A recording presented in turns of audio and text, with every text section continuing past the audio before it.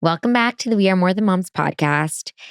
And we've touched on tantrums before, but I feel like there's a specific aspect of it that we want to talk about today, which is why is my kid the only one that's always misbehaving in public, or why does it feel that way? It feels like everyone else's kids are so well behaved. And this kind of came to us. Annabelle and I were voice noting as per usual when we had a holiday party this past Saturday, and there was tons of kids, there was adults. It was actually a cookie party, which is awesome. And Leo was just tantruming beyond, okay? Like walked in, just throwing a fit, the whole time throwing a fit, and just kind of seemed like every other kid was like having a great time.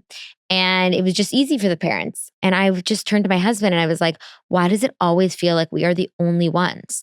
And it feels like, why did I even bring them? Like next year, we can't do this, or like we're going to have to figure out a situation where someone else watches them and we just go. Like it just feels, I just felt so frustrated in the moment. And like everyone was like, oh, these kids, whatever, whatever.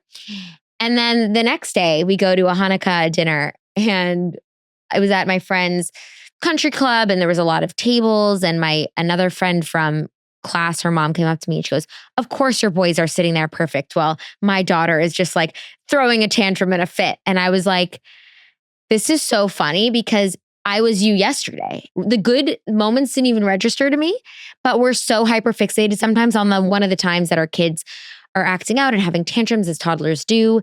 And it's like we put a microscope on those moments. And in those moments, it's so easy to get dysregulated. I really, though, like that you said you should have seen my kids yesterday, because sometimes I could see her face light up too. I was like, of relief. Yes. I'm like, yeah, I was you because yesterday. Sometimes like I've been in a situation, I'm like, wow, your kids are so well behaved. And the mom will be like, yeah, they're just like great kids. Yeah, I have to. And by the way, can I just say, I had a friend and she like always raves about her child. He's the best. He's the best. He's the best. And I'm like, wow, like he's an easy kid. And I saw him have a really big meltdown with the nanny in a situation. And I was like, wow, give me some of that energy, because maybe it's like I'm manifesting the wrong things sometimes, but it's not always what it appears to be. But that's why I really appreciate moms sharing. And this like the whole point of our podcast and our platform is to share so that people feel less alone, whether it's to do with your meltdowns or your breastfeeding journey or your nanny situations or whatever it is. So I really do appreciate it when people like say like, hey, you should see my kids yesterday and this is what happened. So kudos to moms who do that, because it's never going to be rainbows and butterflies. Like our toddlers are meant to tantrum. Like that's developmentally appropriate. That's just something that's going to happen when they don't get what they want. We have to just learn how to help them regulate it instead of taking it personally. And that's something I've had a really hard time with, is like not letting it affect me when they melt down in public. This has nothing to do with me. It has nothing to do with me not being a good mom. Yeah, nothing. And I think what actually gets me the most is other people's putting the kids into boxes when it happens. So like I was with a friend and she was like, did he nap? No. And she goes like, oh yeah, he's just like a difficult child. And that made, or like— Wait, about your kid? Yeah. I would never say that to Or like, he's mom. just hard. He's just tough. He's got a lot of feelings. And I'm like— okay, I would never say that to mom. But you know, people like make those comments, or like I was just like, there's times when you're like in the middle of the thick of it and like you just want support, and someone will say things like, oh, I got once, you're a saint. I got you're a saint. And you're I was a saint for putting up with your own kid? Yeah. And I'm like, I'm just like speechless sometimes, because it's like, clearly we're struggling. And maybe it's my own insecurities of like, don't listen to them, what they're saying. Because I think as a parent, we're like, oh no, our kid's not always like this, right? So when we go to these birthday parties or public, and sometimes our kids are having a bad day or a bad meltdown, we're like, no, like we see all the sides of our kid. We see the cutest moments. We see the sweetest moments. And we're like, oh, are people going to think this way about my kid, right? So when someone puts them in a box, it's like, you know, you feel this deep, like, no, this isn't how they always are. And then they kind of make these assumptions and these boxes about them. And I think it's the same thing as like when you run into someone who might be having a bad day and you're like, oh, that person's a bitch. And it's like, maybe she just got the worst news of her life that morning. And I think it can be really, as adults, we can cover that up easier, but kids don't. And I struggle with that. And I think that that's why it's like some people who you're around can sometimes make you feel very supported and, oh, it's okay. Like it happens, no big deal, like whatever. And then some people can kind of bring out the worst. Yeah. And okay, you mentioned about the box thing, and I have like a different perspective on it. Okay. So you know this because you've known my daughter Gemma for forever, since she was born. And I would bring her to all the activity classes and everyone was like, oh my God, she's such an angel. You remember? Like everyone would be like, oh, like I wish like my daughter was like that. Look at her, angelic, just always smiling, all this stuff. And for so long, this is like the box that was created, right? This is my angelic daughter. Okay. And now, like, listen, she's still an angel. I love her to death. But she has a lot of big feelings and she has her tantrums and her meltdowns. And, you know, she went through a hitting phase and like all of these things. And it's funny because when I share that, people are like, no, not Gemma. Like Gemma's that sweet little angel girl.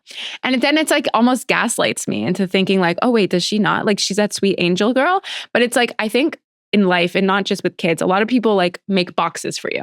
Right? You're like, Dale, you did Sweats in the City and Dale's only Sweats in the City. Or like Annabelle does this. And anytime we veer away from our boxes, people are like, wait, what? No, she's not meant to do that. She's meant to be doing this. And it's the same thing, I think, for our kids of like this like box that people create for them at a young age. And I just like really don't like that because we're not meant to live in a box. Society wants us to live in a box, but we're not meant to. And it does start when they're young kids. They're labeled as shy or difficult or rambunctious or whatever the word is. And it inherently like travels with them till they're grown up. And I don't want her to have any of that noise. And, you know, I saw a Dr. Becky video that she posted. I love it. And she was like, if your kid's tantruming, I like your kid. And that really like put it into perspective because it made me think like, yeah, this kid is gonna struggle. He or she is going to have big feelings and feelings that maybe, you know, they can't express themselves. And like, look at it as an opportunity to like, how are we gonna gain a little resilience? Mm-hmm. Like I've been thinking a lot about this lately because I'm very quick to stop the tantrum. Like, how can I fix it? How can I put an end to it? Okay, he wants the extra yogurt pouch. It's going to be the extra yogurt pouch. He wants to sit in the front seat of the car for 5 minutes. Like, okay, he'll get that.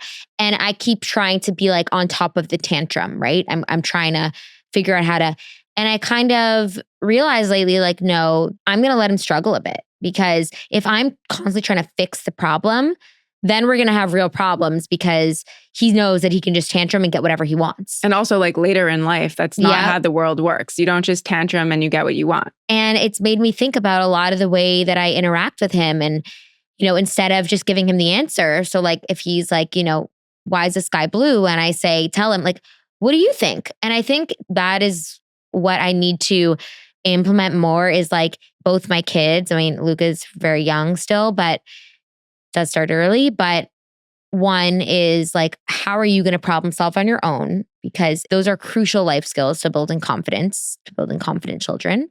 And two is like, how are you going to deal with things when they're not perfect? Yeah. The problem solving is like my husband to a T. He does not give Gemma anything. He's like, figure it out. Like she wants something. She has to go get the step stool to get to it. We're not like reaching her, but that has like very much Which I've seen. She has gone. She's like a climber. She has gone to, yeah, she will do anything to get her thing, but she knows that like it's not going to be handed to her. She wants something in the cupboard. She brings her step stool there. She brings that kitchen helper or whatever it is.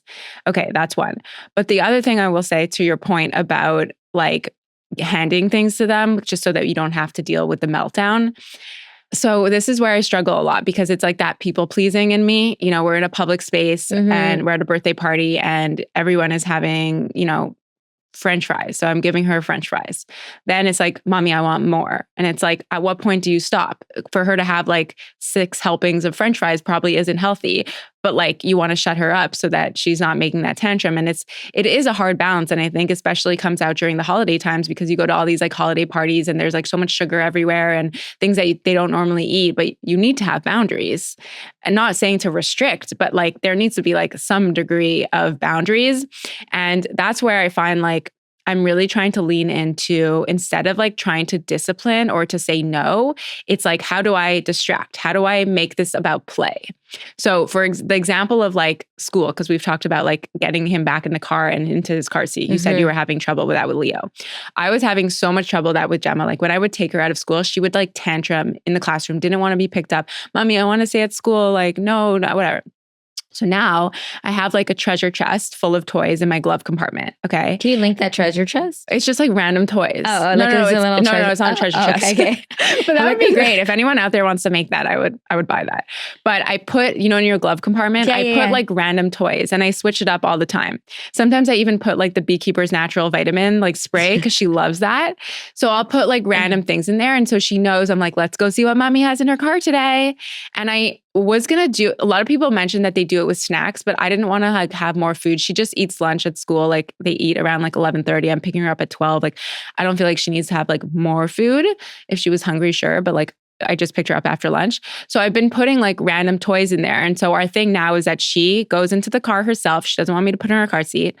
There is a couple of minutes where like, I wish she could just get in the car and then leave, but like that's just not going to happen. If I try to force her into the car seat, it's just going to be crying the whole way home, which is not pleasant for any of us. So she goes into the glove compartment and chooses a toy, like whatever. And then I have this game with her.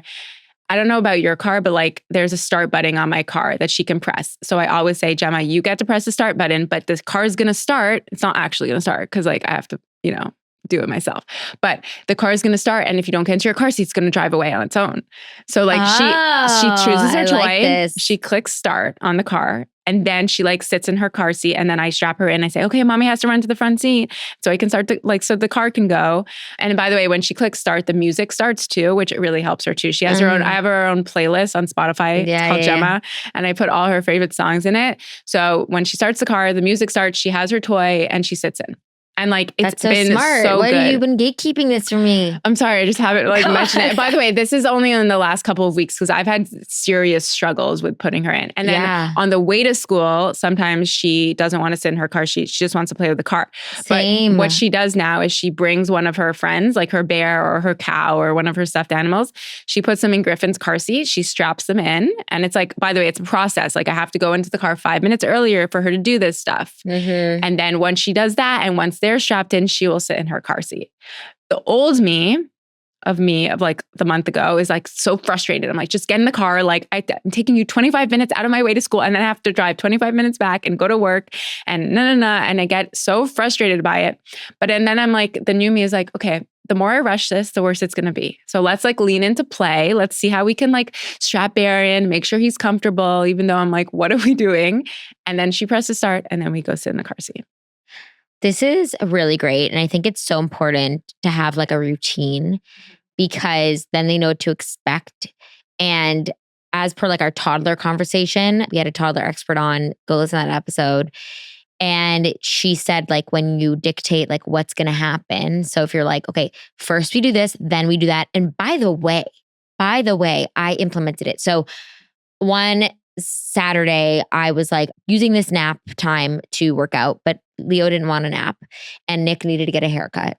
So I told Leo, I said, I'm going to use the treadmill for 25 minutes, 30 minutes. During that time, you can watch TV because there's a TV where the treadmill is. After my workout is done, TV goes off, we go upstairs and we play stickers. For the first time, I turned off the TV. He said, okay, now we go play stickers. He was didn't put up any fight. And I was like, wow, that worked. And I told him like 5 times the plan over and over again. And I think that was great. It worked. And now I'm going to use it for the car because he kind of gets into his own routine. He's like, I'm going to drive and like gets in the front. I'm like, so I think it's just about rewiring the routine. And I think it's we in our minds are always know what's coming next, but we don't always communicate it because we're like, we have to do it all, whatever. But I think the more we can be like communicative about the routine, the better it will be with the tantrums. True. But then I will say there's always like this space for, it just doesn't work, right? Of course. There's always room but it's for like one day you could tell Leo, like the TV's going to turn off. I'm going to go upstairs and do stickers. And he's going to be like, no, we're not doing that. And that's why I find toddlerhood so confusing, because it's like there's so many strategies and things you can do, but sometimes just like they don't work. And the default is to get really frustrated. And, or at least for me, like I feel just like, oh, come on, like I need to go do something. But I've just noticed like the more I lean into like making it a playful experience, the better it is. And I've actually talked to my husband, Aaron, a lot about this, because sometimes he gets just like so angry about like these like tantrums over nothing. And I'll say like, he's so good at bringing humor in. He's so good at like being so playful with the kids. So I'm like, anytime you feel frustrated, angry, whatever, just like default, start singing, like start dancing. And it really works. Like bringing humor and play instead of like rigidity, it just like doesn't work for kids. When I say no, it doesn't work. But if I say, you know what, we're not going to do that, let's do this instead, it's like, you know, tricking them to thinking about something else instead of what they're having in their meltdown. And Gemma melts down like a lot. I don't know about you, but like my house is it's a lot of meltdowns at home, especially around like dinner time and stuff. And now I don't even try. Like I'm like, okay, Gemma, like you like have your feelings. Mommy's right here when you're ready. If you want to hug, I'm right here when you're ready. So she'll like cry for like however many, like 20, 30 seconds. And then she'll like come to me and sit on my lap. And then like we'll talk about something else. But the more I try to like get on my hands and knees and like, oh my God, are you okay, Gemma? Like what's, you know, it's just like, she's having her big feelings. I'm letting her do it in silence. And when she's ready, she comes to me. And like, that's what I found is working. And even in public, people like look at me like, aren't you going to go do something about her? Like she's crying on the airport floor. And I'm like, no, she's taking her time. And when she's ready, she'll come to me. But if I go on the airport floor with her, it's just going to make it worse. It's going to be a tantrum for both of us. I remember being little at the airport and watching this, not little, I was probably like 15. But I was watching this dad and this kid was tantruming and the dad was just sitting there reading a book. And I like couldn't believe my eyes. Cause I was like, my parents would have shut me up in like a second. And he was just, the kid was tantruming. Everyone was looking. And I think, you know, this is when I'm 35. This is like 20 years ago. Wow, so it's amazing you remember that. So yeah, I like vividly remember it. And I was like, this is 20 years ago before all this like gentle parenting wokeness, whatever you want to call it, came about. And I think that was like rare back then. But I was just like thinking in my mind and I was judging him because I didn't know any different. And I was just like, why would this guy like let this poor kid is having a tantrum and his dad's not doing anything about it. And like, now I'm like, wow, that was really cool that like he was unbothered by everyone else and let his kid have his big feelings. I think it's just so true that we're so uncomfortable with them having those feelings that we're always trying to get ahead of it or we're trying to stop it. But okay, what can I do? And then that encourages more of that. So yeah. And the fact that you said he was just calm reading a book, like if he was like visibly anxious, that's another thing. Yeah, but like the fact that he was calm, like love that for him. Like I wish we could all be like that. Like I think if I was in his shoes, I would literally just say like, Gemma, I'm here for you when you need me. Like mommy's right here whenever you feel like your hug or whenever you want to reset, I'm right here. But then I would continue reading my book. Totally. But it is hard. Like I'm not going to lie. I lose my shit. I get overwhelmed. I'm like, oh, okay, just like drop them off at school so I can like, you know, because it's stuff you can control. And this is why working with adults is so much easier than being a stay-at-home mom or working, you know, helping your kids because you can control more or less the outcome with an adult. You can, you know, you want to send an email, you press send. Like you want to, you know, go to the market and pick out your groceries you want, you do it. You want to call a friend and have a conversation like, of course, things are out of our control, but with a toddler, like you're constantly battling and like, how do I navigate this? How do I say it in this way? Like, can I ever just get a yes? Or can I ever just, when I say, let's go upstairs, get them to agree? Like you can't control it in that way, which is what makes it so hard. Yeah. And there are so many factors involved too. It's like, did they nap? How was their day at school? Like, what did they eat for breakfast? Like, I do find like the more like sugar or like even fruits, because they have a lot of natural sugar she eats, like the worse her meltdowns are. I don't know about you. Do you ever find that? I don't know 100% if I totally believe in that correlation. I think that yes, your cortisol can spike. I think the worst part is more when you're like, when they see it and then it's like cutting them off, that's when the meltdowns happen. But I have like looked into the research. It could affect it, but I don't think it affects it as much as we think. Now, is it healthy? No, it's not healthy, but I don't know if it has as much of an impact as sometimes. So I think for me, it's like an exposure, like, so because like she's not normally having that. So when she does have it, like you do see like a noticeable difference, you know, but what do you do in that case? So like, you're like, okay, Leo, here's your 2 cookies. And now he wants a third. So how are you navigating that? Because you're not just saying like, or you're just saying no, like, because then he's just going to get upset. Yeah. Or is there like a game or a routine or something you do to help that situation? So like we had a holiday party at school the other day and there were like tons of donuts and he didn't even like pay attention to the food. And then I was trying to distract him because I was like, once he knows what a donut hole tastes like, he's gonna. So sure enough, he ends up popping a donut hole in his mouth and then it was game over from there. And I'm like, listen, I had one after the next. And I did eventually say, this is your last one. I think when I tell him, instead of saying no more, like you cannot have any more, I try not to say that. I'll say, okay, you get X amount or you have one more left. So I think it's very similar to what you do in the car is like tell her, okay, the car is going to start like kind of instead of saying no or cutting them off, I think that in their mind, it's all about control for them, right? 100%. So I agree. If you say no, I mean, as humans, we're like, wait, what do you mean no? But if you say, hey, yeah, you get this is something you can have, but I'm just letting you know there are contingencies. If you have one more, it says how you want to spend it. I tell him he loves those Stonyfield yogurt pouches. He'll have 6 of them in a day and literally eat nothing, maybe half a bowl of mac and cheese. And like, that's not the healthiest day. I mean, they're not terrible for you. They're yogurt. But I'll tell him, I'm like, okay, you have 2 yogurt pouches for the day. Do you want to use it now? 9 times out of 10, it's yes. But by the time he wants his 2 yogurt pouches are done, I said, you use it for the day, but guess what? Tomorrow, 50-50, I get a meltdown. But I do try to make it in a positive way that's like, you can have this, but you can't have all of it. And it's okay to set boundaries. I think it gets a little hairy sometimes because food can be a little bit, we don't want to create a bad relationship with food. So I try not to make it a negative thing. I just say like, Yeah. Gemma's very into like the Beekeeper's natural like immune spray. That's great. But like also you can, it's like a vitamin. You can't have like the entire bottle. But I do the same thing as you. I'm like, Gemma, you can have 4 sprays. So you choose if you want to have them now or later or whatever. And then she goes, Mama, 4? And she goes, 1, 2. Like she's very good at it. Yeah. But again, like, yes, sometimes it ends up in a meltdown after. Okay. So meltdowns, like what do you personally when the meltdown happens?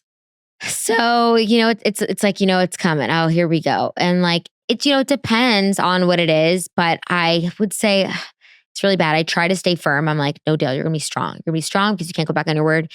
And I would say about 60% of the time I stay strong, but there's a good 40% that I just give in. And I have to get better at that because I do feel like it's better to just give it off the bat than say, I'm not doing it and like, fine. Because like sometimes it's like, because they're pushing boundaries and then they're pushing boundaries do it again and then I just give up. And I think that's actually worse than just saying yes. Yeah, 100%. So I think it's kind of like, as you said, let them have their tantrum, hold firm, let them separate the feeling from the action. Like you can still hold your boundary and understand this is their tantrum to go through. It's not my job to fix it. It's my job to hold a safe space for them, but it's not my job and my responsibility to solve the problem. Yes. I mean, lately, a lot of our tantrums are like, she wants whatever Griffin is having. And then she'll like grab something out of his hand. And I'll be like, Gemma, that's not okay.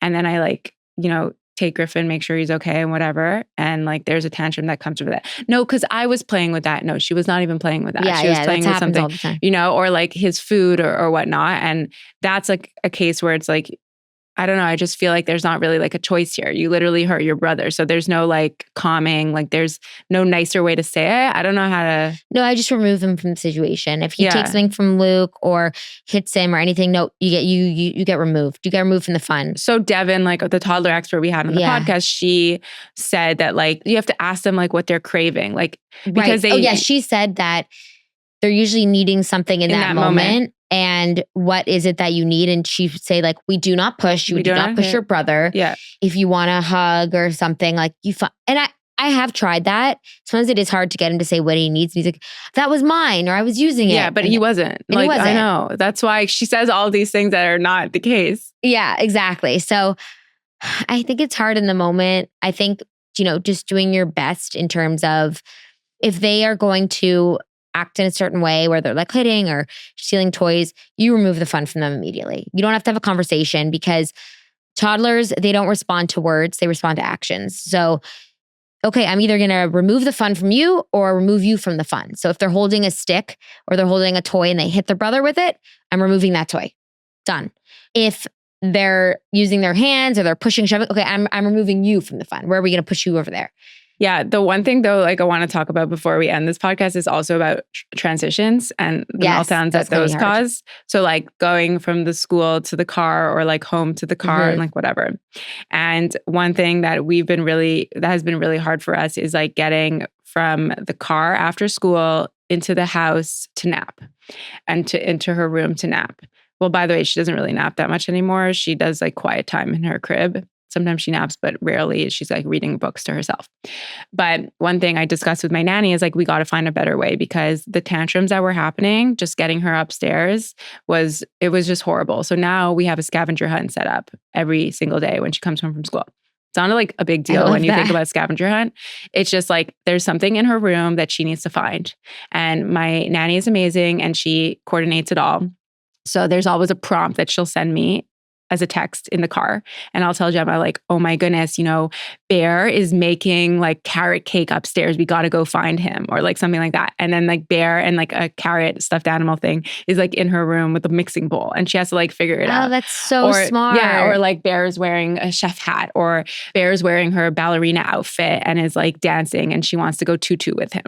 So there's always just like something. And it gamifies things, which has been so helpful for us.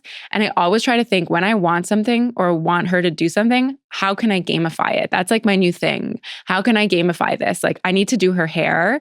Okay, like I'm like, okay, Gemma, do you want to do Bear's hair and I'll do your hair? And I give her like the spray bottle and a hair elastic and she starts doing it, then I do it.